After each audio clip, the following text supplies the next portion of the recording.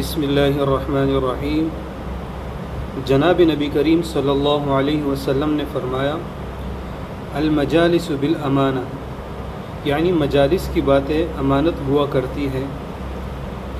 یعنی جب کوئی باہمی گفتگو کرے اور راز کی باتیں آپس میں کر لے تو اس مجلس میں شریک کسی شخص کو یہ نہیں چاہیے کہ اس بات کو، اس راز کو کسی اور کے سامنے ظاہر کر دے۔ لہٰذا مجالس کی باتیں امانت ہوا کرتی ہے تو یہ امانت اپنے پاس رکھنا چاہیے، اس میں خیانت نہیں کرنا چاہیے۔ لیکن دوسری حدیث میں آپ صلی اللہ علیہ وسلم نے فرمایا کہ مجالس میں اگر 3 چیزوں کے متعلق گفتگو ہو تو اس راز سے پردہ اٹھا دینا چاہیے اور اس بات کو اعلاناً کر دینا چاہیے۔